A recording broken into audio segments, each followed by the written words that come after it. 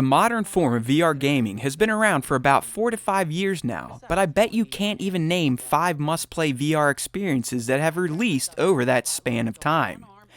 While the median can definitely provide insanely immersive gaming experiences that transport players to worlds beyond their imaginations, the software that has released so far for the current lineup of VR headsets has been spotty at best. Luckily, there's a new VR experience in town that also happens to be a Star Wars game, and for the first time since playing Farpoint VR, I've been reminded of the sheer level of joy and amazement that this tech brings to a gamer's life. I'm referring to EA's Star Wars Squadrons, which has instantly become one of the best and most satisfying VR titles I've ever played. While my Star Wars super fandom most definitely is playing a role in my excitement over this game's VR, I can assure you that the experience of sitting in the cockpit of a New Republic or an Imperial starfighter is unlike any other entertainment experiences I've had in my life. If you have dreamed about being Red 5, Wedge, Poe, or even Vader as they take the controls of their chosen fighters, then look no further than Squadrons. From the first moment I slapped on my PSVR and was placed into the hull of a TIE fighter, I couldn't help but place a Joker-sized grin permanently on my face. I felt like a kid experiencing a thrill ride for the first time, but with the added cherry on top of it being in the Star Wars universe, one I've loyally been a fan of since birth. The sheer giddiness I felt was enough to make me forget that I was sitting on a couch in a basement, so Squadrons fully immersed me in its VR world from the get-go. The feelings of being in a TIE fighter hull were uncanny, and the VR tech, outside of the usual visual resolution drop, performed perfectly in tricking my brain and senses into thinking I was zipping through space and dogfighting with the best pilots the rebels could throw at me. This surreal experience only was heightened when I was placed in an X-Wing, which allowed me to faithfully live out a childhood fantasy I've had for 38 plus years. Like I said, the VR tech is freaking money in this game outside of the resolution hit. Spatially, you 100% feel as if you're sitting in a cockpit. You can look around at your body, all the dials and knobs, and depending on what ship you're in, you can even check out the cargo hold behind you. The realness of this VR experience is further bolstered while flying, especially when you're in formation in a fleet. Looking out your cockpit window at New Republic or Imperial forces once again completely makes you lose sense of your own sad reality, and places you right in the war between the forces of good and evil. I found it nearly impossible to not yell out commands or reply to in-game chatter thanks to how well the VR in this game sucks you into its world and experience. I was a part of the game. I was actually flying a ship with my squad. It wasn't just my hands and a controller.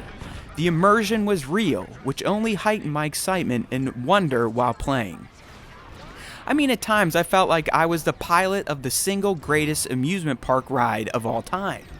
You feel every sharp turn and close dogfight. Your heart races as you weave in and out of debris fields while avoiding incoming fire and trying to take out your current target.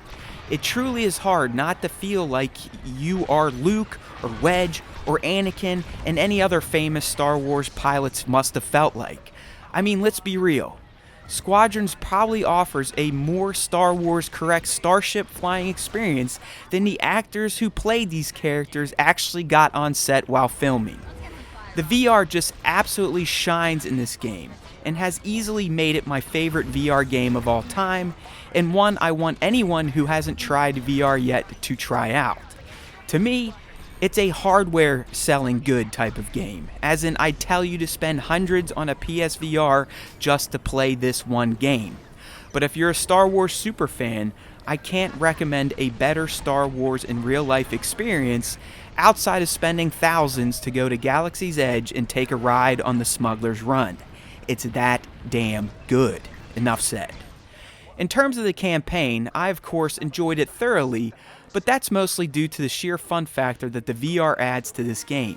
I played it without my PSVR and definitely felt like the experience went from, "This is Wizard Annie," to, "We're Jedi, we're smarter than this." It just feels flat without the goggles, but I do have to wonder how I would have responded to it if I never played the VR version first. The story is rather light in terms of adding major bits to the overarching Star Wars canon, but for what it is meant to do, which is to teach you all the game's nuances to use in its multiplayer modes, it gets the job done.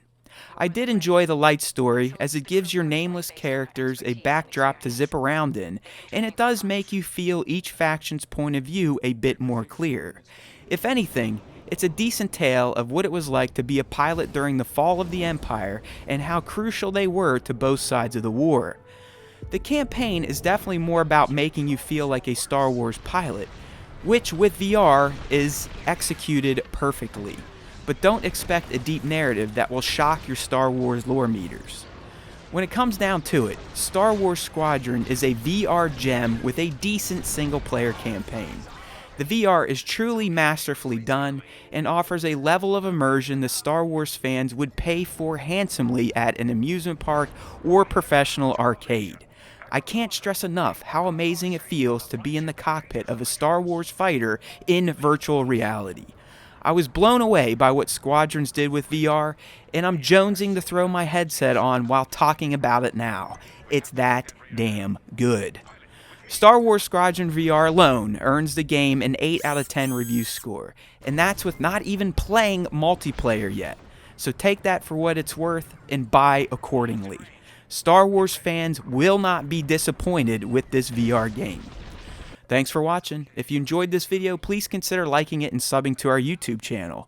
We'd also love for you to join in with our weekly Star Wars podcasts, so use the links in this video's description or head to StarWarsTime.net to subscribe to the platform of your choice.